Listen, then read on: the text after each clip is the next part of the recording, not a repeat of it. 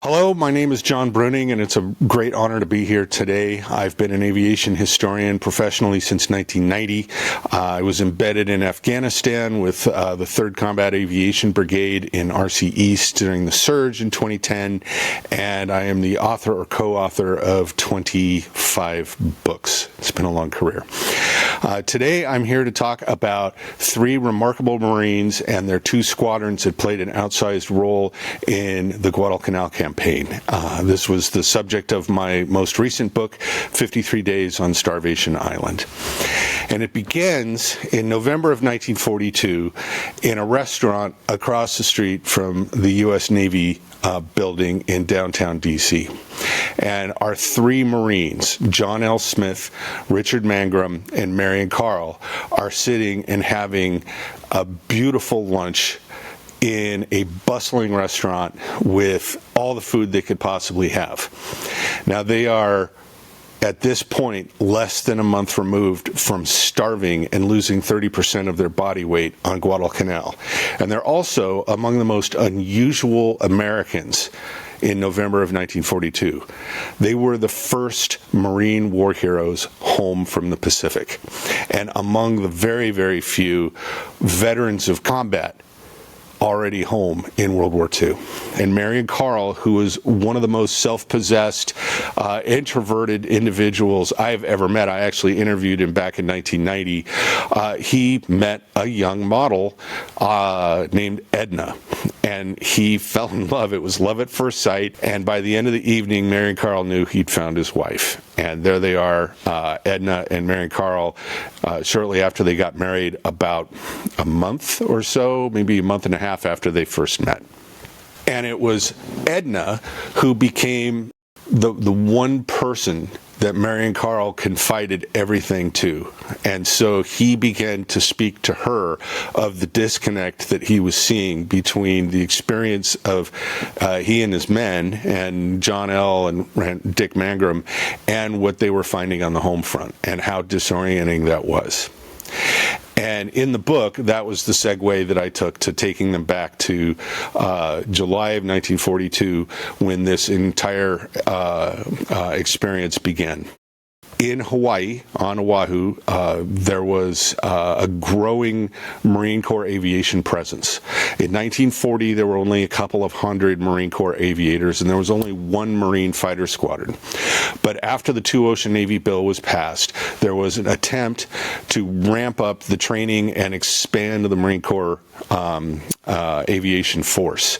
And so there were all of these rump squadrons sitting at Eva Field on Oahu, waiting for personnel, waiting for ground crew, waiting for pilots, waiting for airplanes.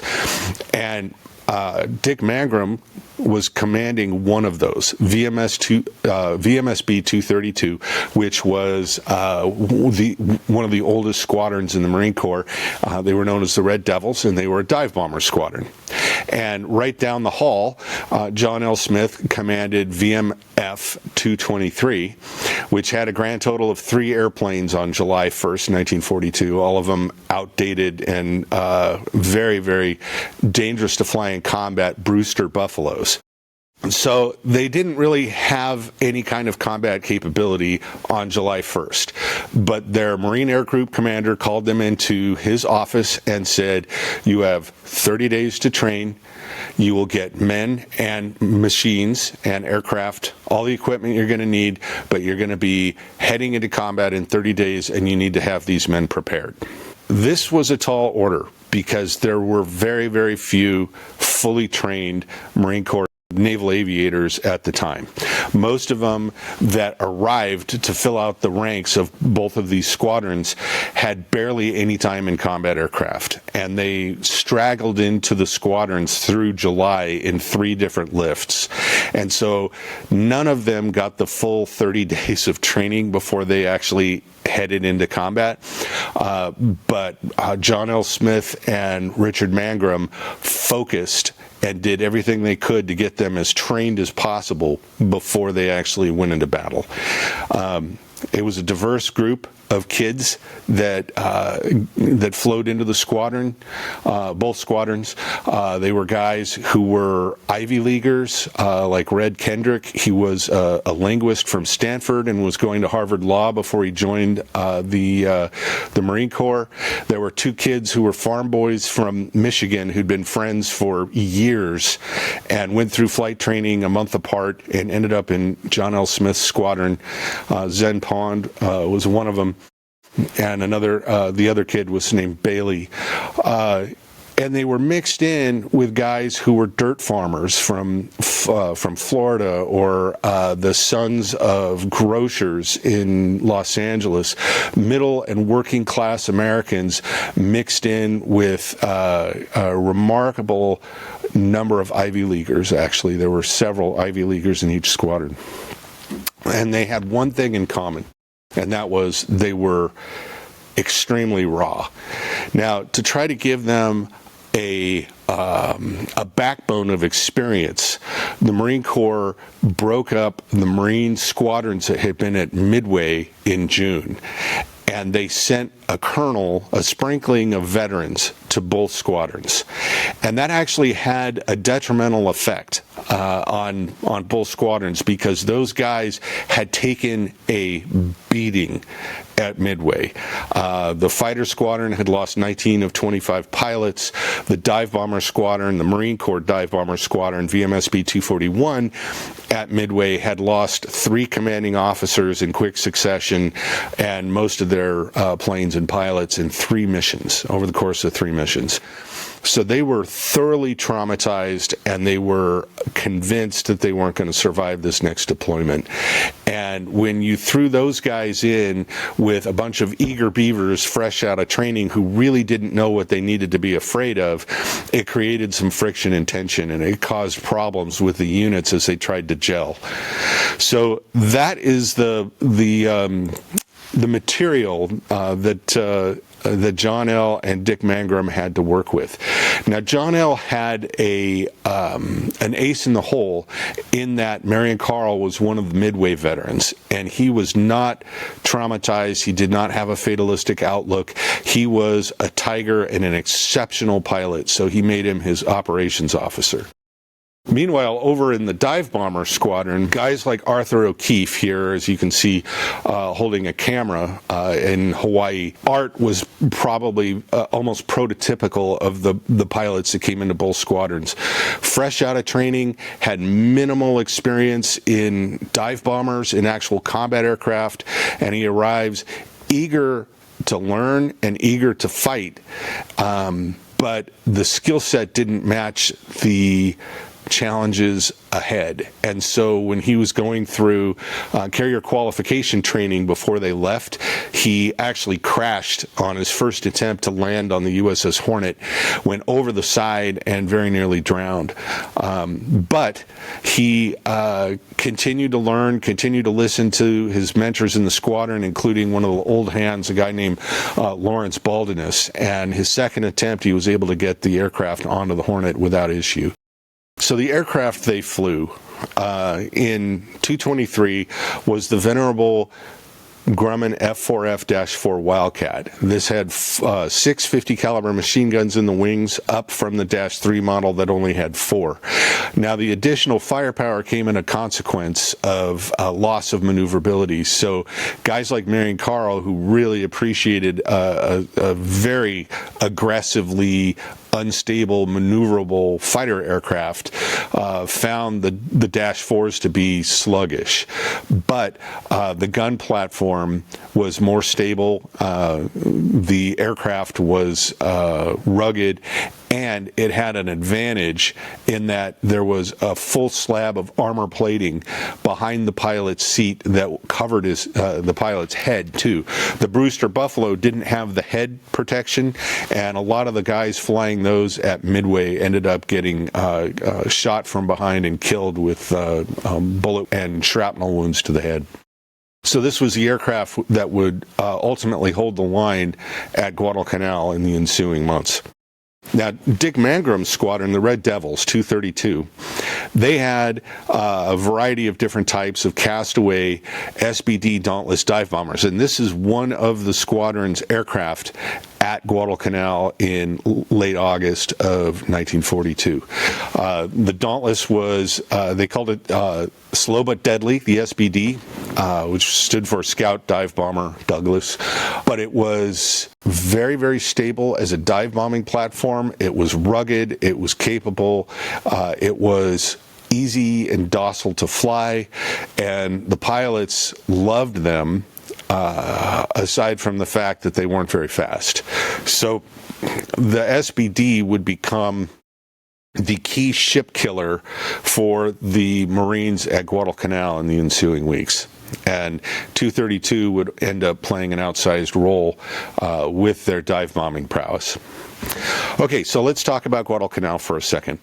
The summer of 1942, American and Australian reconnaissance aircraft discovered that the Japanese were in the process of building an airfield complex on this lima bean-shaped island in the southern Solomons called Guadalcanal. They looked at that and realized it was essentially a spear pointed towards the New Hebrides and ultimately Fiji. If the Japanese could build that airfield, they would be able to project power into those island groups, which protected the sea lanes between the west coast of the United States and Australia. So this was a major threat to the entire Allied war effort in the Pacific. We could not have our sea lanes cut to Australia and continue to supply MacArthur in New Guinea and the eventual drive that became the drive to the Philippines. So American planners decided that that island needed to be taken. So even though FDR and the Pentagon, or the War Department, had made Europe the priority for the war effort, Guadalcanal actually became our first offensive of the war. And it was very hastily planned. The air component of the plan was, as Richard Mangrum later said, was almost an afterthought. So the idea was to push the 1st Marine Division ashore, and you can see in this on this map here, Guadalcanal is off to the northeast of Australia, and the idea was to push ashore the 1st Marine Division, capture the airfield before the Japanese were able to complete it, and then finish it and bring in air after it was finished. And in the interim, the idea was to keep Admiral Fletcher's aircraft carriers in the area, protecting the transports that were bringing the Marine Corps' supplies and reinforcements in. So essentially, before they could get land-based air onto Guadalcanal, naval aviation would bridge that gap. And it didn't work out quite to plan. The rehearsals for the Guadalcanal invasion went terribly, and the admiral in command of this particular area of the Pacific, Admiral Gormley, had no confidence that this was going to succeed. So the Marines went ashore with their senior commander having no confidence that they were going to survive and be victorious. So it was a very, very dark period for the Marine Corps, and it wasn't until Admiral Halsey replaced Gormley that they got a commander who believed that they would hold the island and ultimately win. Now, when they landed on August 7th, 1942, they were able to secure a perimeter around the airfield pretty quickly and get 16,000 men ashore. But the next night, the Japanese sent a naval task force down and caused massive damage in a night engagement and sank 4 Allied cruisers. That prompted Admiral Fletcher to remove his carriers from the area, and that triggered Admiral Richmond Kelly Turner to withdraw all of his transports that were unloading all of the gear the Marines needed to actually sustain themselves on the island. So now the Navy has essentially abandoned the Marine Corps to its fate. The 1st Marine Division was ashore with barely any food and about 3 days' worth of ammunition. Fortunately, they captured enormous stocks of Japanese canned goods and other food, and that ended up becoming critical to keeping the Marines alive as they struggled to hold the perimeter in the jungle around the airfield. While they were defending the airfield and preparing for a Japanese response, it became increasingly obvious that they had to get aviation onto Henderson Field, which was the airfield on Guadalcanal.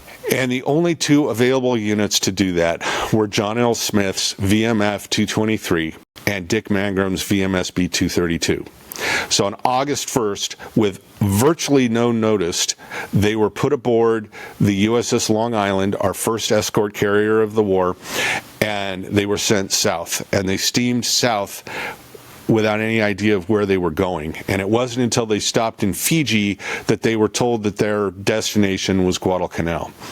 They eventually arrive on August 20th, 1942, after a very scary catapult launch off the Long Island, made more complex for these kids who'd never actually done cat launches before by the fact that the Long Island's catapult fired at a 40-degree angle off the port side of the ship. It was such a kludgy, hastily converted merchantman that was the only way they could fit a catapult on it. So they launched with a crosswind, and the dive bomber pilots were carrying 500-pound bombs. So it was a very scary touch-and-go operation. But they were able to get everybody into the air safely, and they got to Guadalcanal late afternoon of August 20th. And the sight of these two squadrons getting into the field caused Marines who'd been bombed daily for 2 weeks to cry and come out and hug these pilots and say, "Thank God you've come."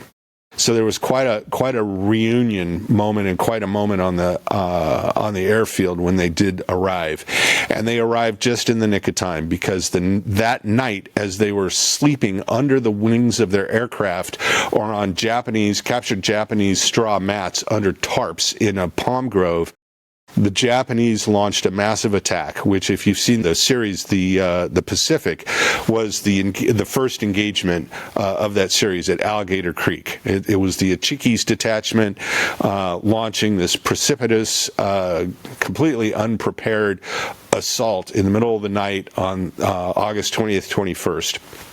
And the Marines were able to stop them cold. But this took place only a 1,000, maybe 1,500 yards away from where the Marine pilots were sleeping. And this was, it kind of set the stage for what they were in for the next couple of months, because day after day, there were efforts to infiltrate the perimeter or assault the perimeter, culminating with another battle called Edson's Ridge, which we'll get into in a minute. But that was their first mission, was the very next day after they arrived, 0400, they're warming the birds up. They take off on this half-finished strip that was still very, very raw and was pummeling their aircraft with bits of foreign object debris, gravel, rocks, whatever. The aircraft that flew off of Guadalcanal for the first couple of weeks of this campaign looked like they'd been peppered with somebody with a hammer on the underside. All of these gravel strikes, it destroyed their flaps. It did tons of damage to the undersides of the airplanes, dinged the propellers. But they had to do what they had to do. They took off and they supported the Marines, who were in the process of wiping out the Ichiki detachment and killing almost 1,000 Japanese troops. And the fighter pilots did strafing runs on Japanese troops. The bomber pilots, Richard Mangrum's guys, went out looking for enemy shipping on search and destroy missions. And then John L. took a quartet of Wildcats up just to patrol the area. And they ran into the Japanese unit that was going to be their primary adversary for the next 2 months, and that was the Tainan Air Group. This was the most capable, trained, and blooded veteran group of pilots probably of World War II. These guys had been flying in combat, some of them since 1937, and had been aces long before Pearl Harbor. And here were these 4 Americans, half-trained, with one guy in John L. Smith with some pre-war flying time. And the first air engagement did not go the way the Americans had hoped. Two of the Wildcats were shot up beyond repair, and it took almost 2 weeks or 3 weeks to get one of them cannibalized enough that it would fly again. John Lindley, one of the pre-war pilots in 223, was badly wounded and burned, although he would return to duty briefly, even though he was still suffering from his burns. So John L. was credited with 1-0, but the entire flight got shut up, and 2 aircraft are now out of commission. That was their first engagement. It was a total wake-up call. I want to pause here for a second and show you what Henderson Field looked like and how they finished the construction of it just before the Marine pilots arrived. And then during their actual time on the island, you'll see there are Japanese steamrollers and other equipment being used. They used that equipment all through the campaign to fill the bomb craters that Japanese air raids created during those attacks. So this is the sort of constant work that would go on to keep the airfield operational despite every effort that the Japanese made to knock it out of commission. So in the first weeks on the island, the living conditions, let's talk about those for a minute. The Marine pilots arrived without blankets. They didn't have mosquito nets. They slept under their planes or on the straw mats that I mentioned. They had no supporting equipment. There were no bomb carts to move the 500-pound and 1,000-pound bombs around. All of that had to be done by hand. Fueling had to be done by hand from 55-gallon drums. So it was a very, very rugged existence for these guys. They didn't even have mess gear, so they had to borrow mess kits and cups from the 11th Marine Regiment, which was the artillery regiment on the island.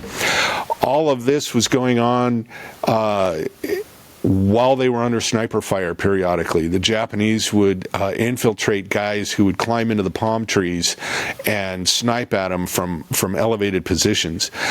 While they were taking off and while they were landing, the Japanese were close enough to the airfield at this point of the campaign, they were able to bring the aircraft under small arms fire. So they would take machine gun and rifle fire as they landed and took off. The food was dreadful, and there was never enough of it because the Marines still didn't get resupplied from the Navy until really that started to happen in early September. But through the final week and a half in August, they were almost entirely dependent on captured Japanese food.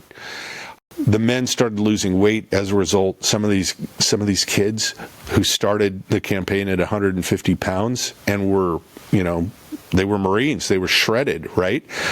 They lost 30% of their body weight. The Japanese later dubbed Guadalcanal Starvation Island, hence the title of my book.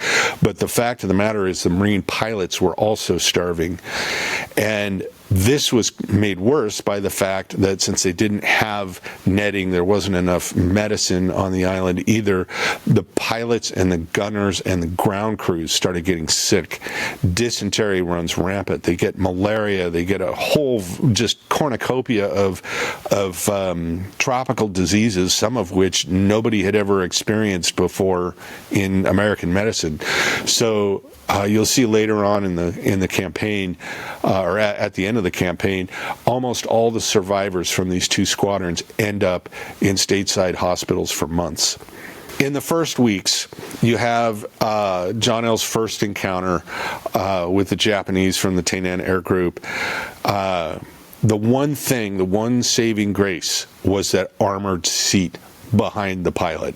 Over and over and over again, that saves John L.'s men, and because they were operating as interceptors and were over friendly territory, more or less, at Guadalcanal, they were able, if they were so badly shot up, they had to either abandon the aircraft or ditch, they would generally survive and get out of the aircraft. Now, they did suffer losses. Zen Pond and Bailey were both lost in the course of the campaign. So the two kids who'd been friends in Michigan both end up as casualties.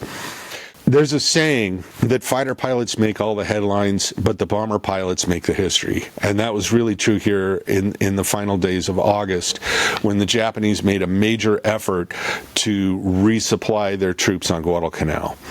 And both times, on August 25th and on August 28th, Dick Mangrum and his squadron, the Red Devils, formed the core of the strike groups that would go out and hit these reinforcement convoys, and they turned 2 of them back.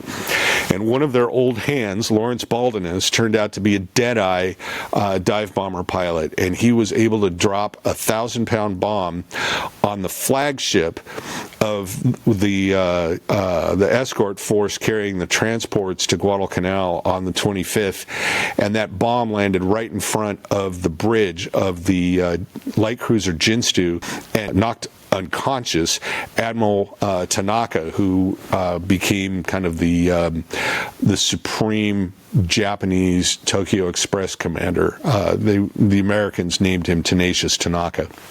At the same time, Marion Carl intercepted, and a flight of his pilots intercepted a Japanese incoming raid, and he becomes the first Marine Corps ace.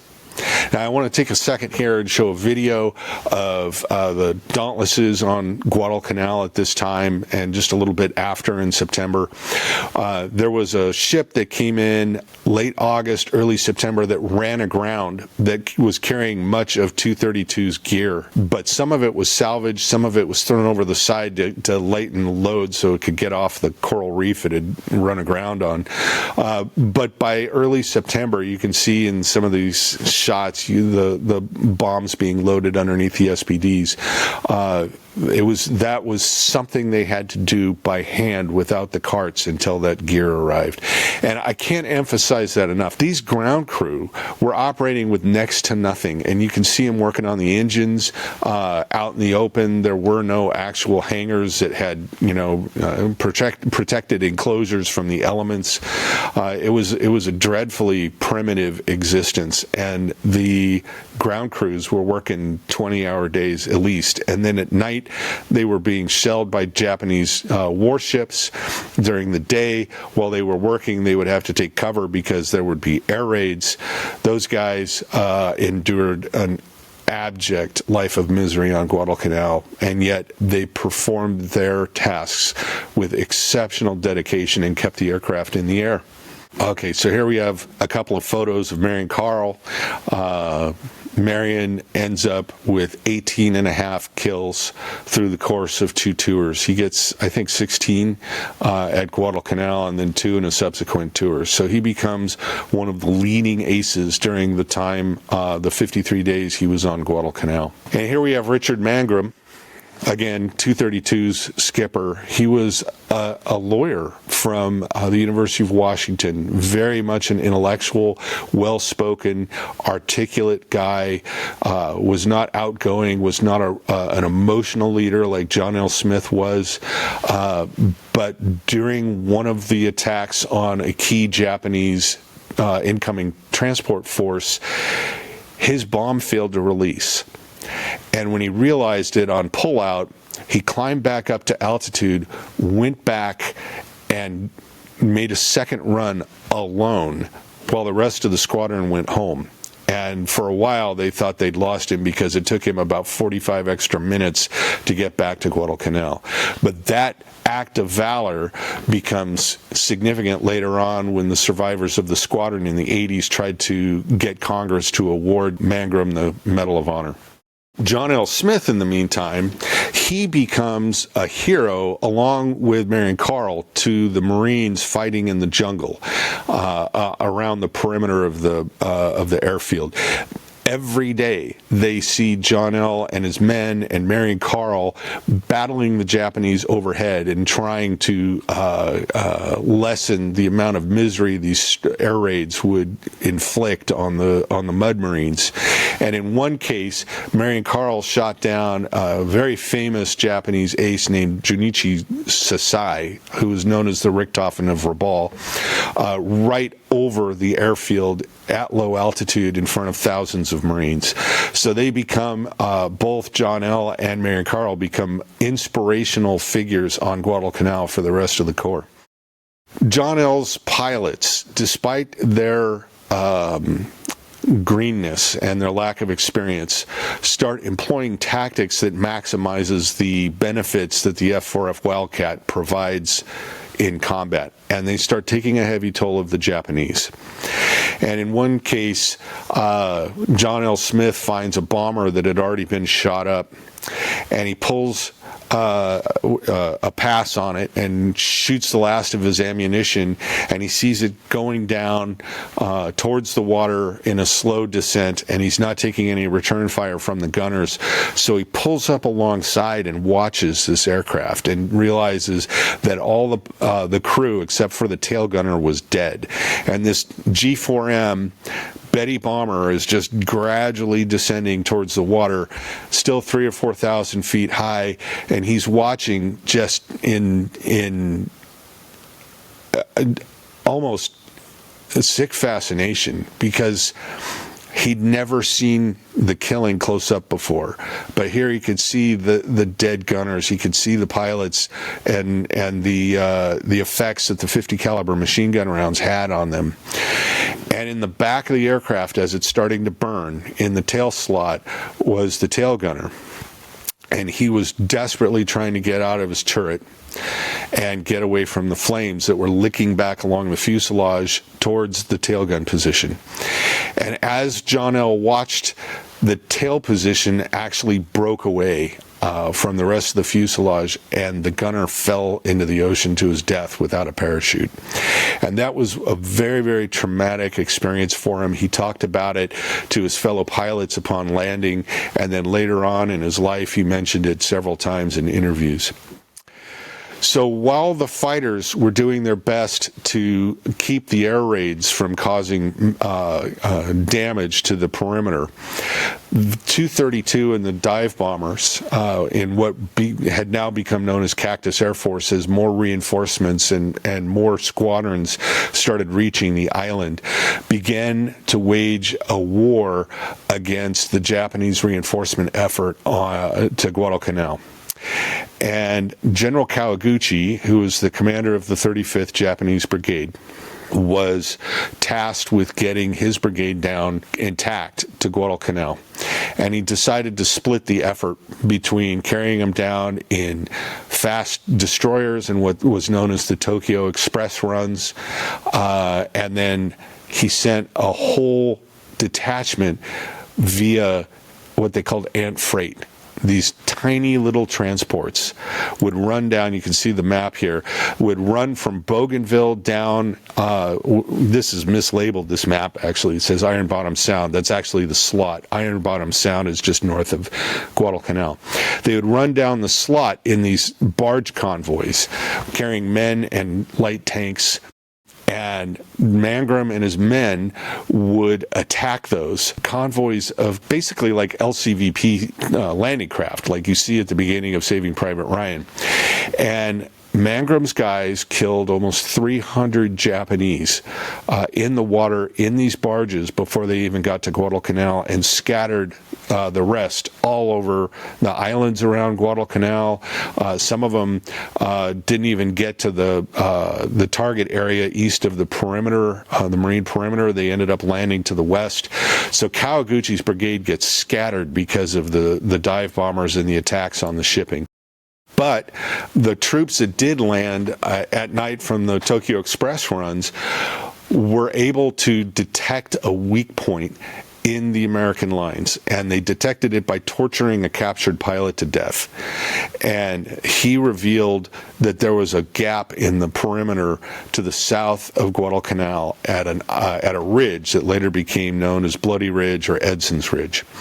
And so that becomes the nexus of Kawaguchi's attack.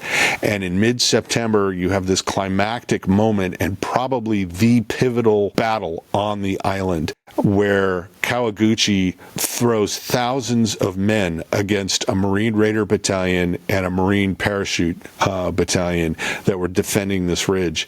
And some of them were able to get through the Marine lines. There were Japanese who attacked Vandegrift's headquarters. He was the commander of the 1st Marine Division.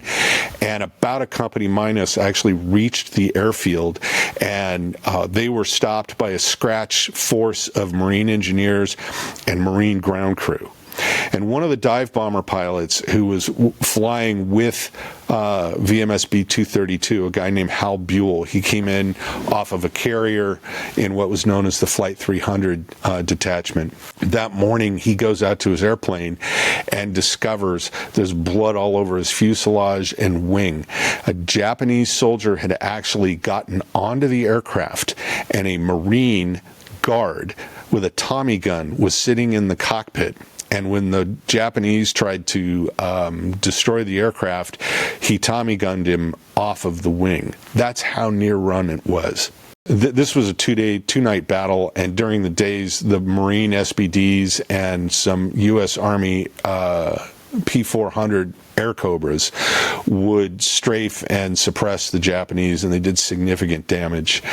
And it was enough to hold the perimeter. There was a lot of concern that they wouldn't be able to hold on the second night, but they were able to do it. And really the difference, the margin was so narrow in this battle. The difference was what Mangrum's guys did and the dive bombers did in disrupting the effort to resupply the island and killing all those Japanese troops before they even got to the beaches. Now, that said, this was the moment that Dick Mangrum's squadron was spiritually destroyed.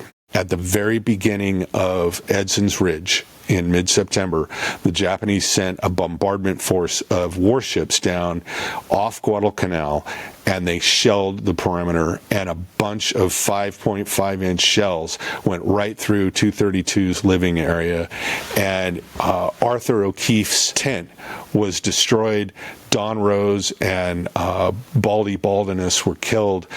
Several other guys were wounded, and losing those guys, you can see this is this photo here shows the aftermath with the tents just crushed. This was the spiritual destruction of Mangrum's squadron. Baldinus was one of those lugnut pilots and young officers who held the squadron together, and it was never the same after that. On this map, you can see where Bloody Ridge actually took place. You see the Marine perimeter, and then to the south, you see those two arrows moving towards Henderson Field. That's where the Japanese attack took place. And this horrific photo is the aftermath on the ridge. And most of the photos of the ridge that were taken after the battle were taken after the bodies were cleared. This was morning of the second day of the battle, and it was before anybody had cleaned any battle casualties up. And you can see the American Marines and Japanese died atop each other in fierce hand-to-hand combat. After Bloody Ridge, the Red Devils and Mangrum's men gradually die or are sent home, and there's virtually nothing left of the squadron by the end of September. Arthur O'Keefe, suffering from malaria, dysentery, and trauma from what happened during the bombardment, losing all the guys in his tent, was returning home from a search and destroy mission with one of his closest friends, a guy named Kaufman, who had been in flight school with him. And they were flying right along the beach in close formation, and they were just about to turn on to final when Art looked over and saw O'Keefe get hit. A Zero had just come out of nowhere and killed him in the cockpit. And Kaufman's Dauntless goes right into the surf and explodes. And Art manages to land, and they find him basically non-functional next to the airfield after a raid had ended. And he gets medically evacuated and spends the next 6 months in stateside hospitals as a result of his ordeal. Not long after, Leland Thomas, who was another stalwart of the squadron and a real go-getter from Idaho and eastern Oregon, he was shot down during a courier mission to an American task force. He was misidentified as a Japanese torpedo bomber and killed by friendly fire. And most of the aircraft that belonged to 232 were destroyed in bombardments or lost operationally. This is one of the ones that was destroyed during the Bloody Ridge bombardments. The toll was extreme. This photo, you can see how much all of this combat and the living conditions and the constant lack of safety affected the guys. That's John L. Smith behind the wheel of the Jeep with some of his men. Marion Carl is kind of to the far left in the photo, sitting in shotgun. They're haggard, they're losing weight, and John L. Smith, who came to love these kids, part of his soul died every time he lost a pilot, and they were losing a lot of them. By the end of September, the Japanese regrouped and began a series of massive air raids to try to knock out Henderson Field. And by now, there were multiple F-4F squadrons and chunks of air groups that naval air groups that no longer had carrier decks. So they were reinforced, and the Cactus Air Force could wield at any time, between 20 and 40 F-4F Wildcats. And they were able to get up above the Japanese raids, dive down on them, and cause significant damage in these fast-moving, what they called overhead passes. So they take a steady toll of the Japanese, and at the end of the month, there's this phenomenally strange moment where Admiral Nimitz, the commander of the all forces in the Pacific, naval forces in the Pacific, comes directly to Guadalcanal, even though the theater commander, Admiral Gormley, had never gone to Guadalcanal. Nimitz was making a point to Gormley when he did this, and he came to award Marines medals of valor for the things that they did. And you can see in this video, some of the Mud Marines are getting their awards, and then the aviators are getting their awards. And instead of being a morale boost, and believe me, by this point, at the end of September, morale was in the tank, the medals actually did more harm than good, because Marion Carl, Bob Gaylor, who's commander of VMF 224, and John L. Smith all received Navy Crosses. Second highest award for valor that a Marine could receive, right? Well, Richard Mangrum, when it was his turn to come forward to receive an award, received a Distinguished Flying Cross, which was significantly lower in, the ranking of medals than the Navy Cross. And Gaylor and Marion Carl and John L. Smith thought that was a huge insult, given everything that Mangrum and his men had gone through, to receive something that was significantly less than what the other aviators received. So it ended up causing a lot of internal angst amongst the pilots. Here you see this photo. You've got John L. at left, Bob Gaylor in the center, and Mary Carl at right, and they're looking very, very, very skinny at this point. And this was just after the awards ceremony. Well, in October, things go terribly wrong. Sent to intercept a Japanese bomber raid, the Marine F-4F pilots get jumped before they get to altitude. They were still in their climbs, and John L. gets shot down, and several other of his men get shot down and are lost. And that's sort of the end of 223. At that point, they have a few missions following that, but then they are evacuated. And by the time they are evacuated, some of them are down to 100 pounds, 110 pounds. It was a disastrous experience for the guys. Almost 67% losses from VMF 223. And Mangrum was the last pilot standing from his squadron. Everybody else was either killed, missing, or evacuated. And he stuck around to make sure his ground crew would actually get home okay. So after 53 days of continuous ground and air combat, these two squadrons that had held the line in a critical moment in American history are finally sent home. And the three key leaders, John L., Marion Carl, and Dick Mangrum, all are pulled from the squadrons and sent immediately to Pearl Harbor and then stateside to go on the Heroes Tour. So they had no time to process what they had experienced with the rest of their guys.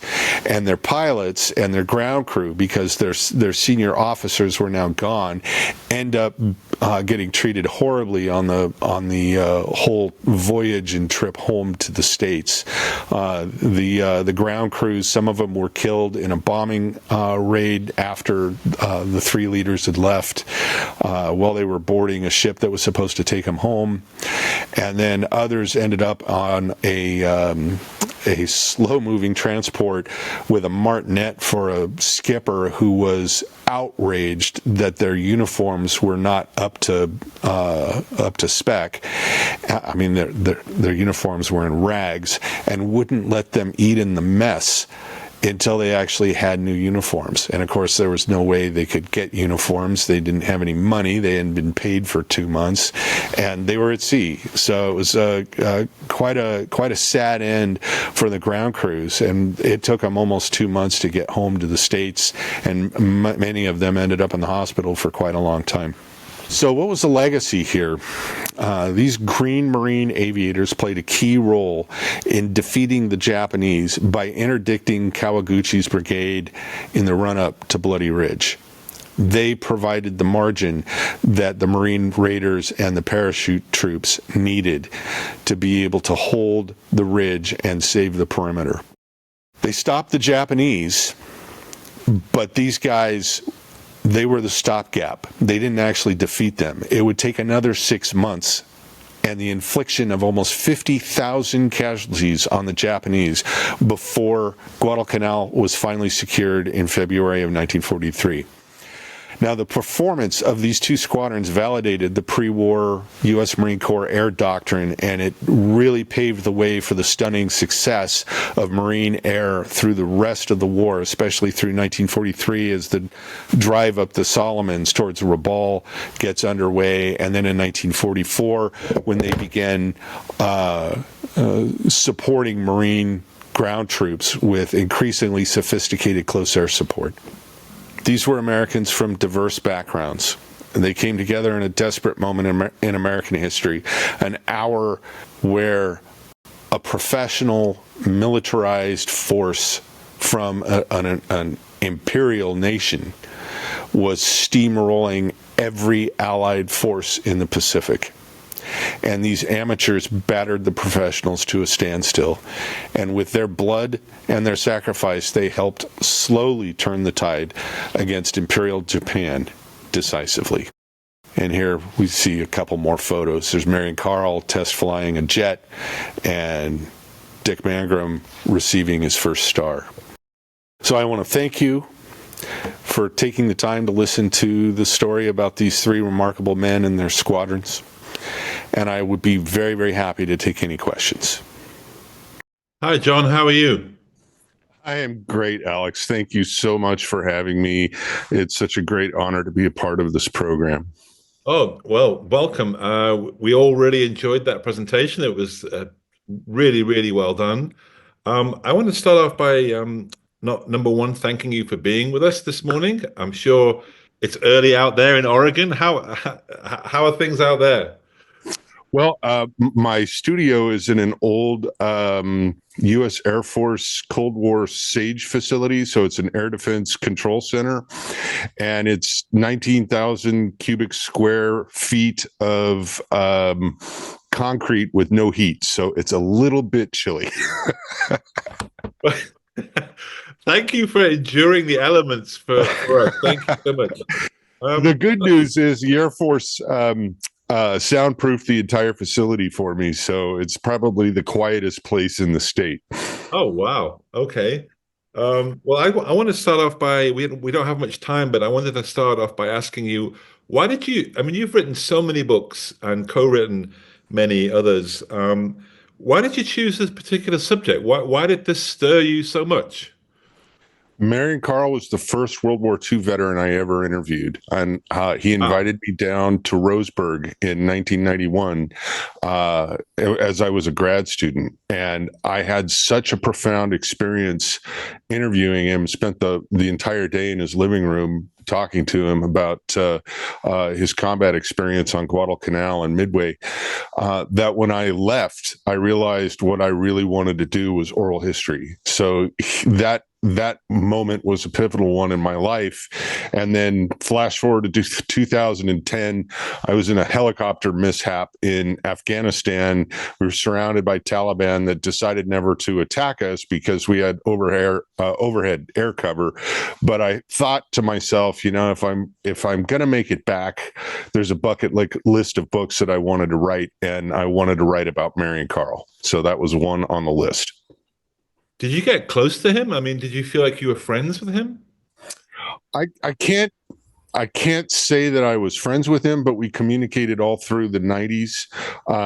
I just was in awe of him. He was just such a steel belted human being, but he was gracious. He was a gentleman. He was a remarkable human. And then I'm not sure if the audience knows his fate, but on the day my daughter was born via emergency C-section in 1998, there was a home invasion at Marion's house, and by this point he had Alzheimer's, but he saw the threat. It was like midnight.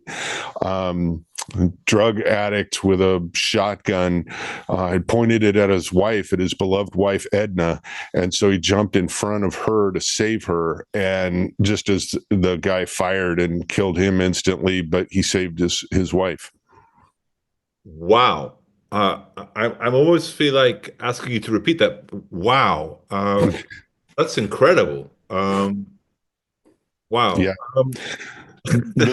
The fate of the guys was all pretty amazing. I mean, Mangrum went on to become the vice commandant of the Marine Corps. John L. Was passed over for promotion. He was suffering from pretty severe PTSD from Guadalcanal, and he ended up in a psychiatric ward for a while, and Marion was the only one who would visit him. And he left the service after he was passed over and worked in the aerospace industry for about a decade. And then on his wedding anniversary, committed suicide in the early 70s. It's a very tragic tale of a great officer who just didn't have the support after the war. And then Art O'Keefe, after his ordeal, the Navy wanted to cashier him, medically discharge him, and he refused. He actually got his congressman involved, and he fought to get back into combat, and he landed at Iwo Jima in a non-aviation role, and yet volunteered to fly exceptionally dangerous missions, low altitude observation recon missions that played a significant role in helping the Marines on the ground, and he was highly decorated for that, and went on to an incredible career through another 15, 20 years in the Marine Corps. When you were in Afghanistan, did you meet men, warriors of this caliber? I mean, were you surrounded by the same kind of Americans, do you think? Absolutely. In fact, men and women. I owe my life to Lieutenant Cassie Wiley, who was an Apache gunship pilot. And later on a subsequent tour, she rescued a dog that became my constant companion for the last 10 years. Wow. Just quickly, because we're running out of time, unfortunately. What are the lessons that we can learn from all of your books about not just World War II, but more recent conflict? What kind of messages would you like to hammer home with young Americans today? I think the greatest point that I like to make is how we are a unique people. I mean, you can argue about American exceptionalism, and that's been so politicized, but you take an average American farmer, office worker, industrial employee, and you put them in uniform in the moment of a crisis, and they will step up over and over and over again. You see that all through American history, starting with the American Revolution. And that is something that even, as divided as we are as a country today, that's every aspect of American life and political life really should be celebrating that, because it is one of the great strengths of our republic. Well, on that note, I just want to say thank you, John, for joining us. I wish you all the best with your next book. What are you writing next? I am working on a book called The Pursuit of Plan Z, and it's the story of an American gold prospector, failed gold prospector, who ends up changing the course of the final months of the Pacific War by capturing a Japanese admiral and the entire Japanese defense plan for the Western Pacific while he was a guerrilla in the Philippines. Well, we look forward to reading that book. We'd love to have you back. If you're ever in DC, contact me or Holly, and we'll show you the memorial. And I just want to say thank you again for getting up so early on the West Coast. All the best, and thank you for a wonderful presentation. It was great. Thank you. Thank you, Alex. It's been my pleasure. You take care.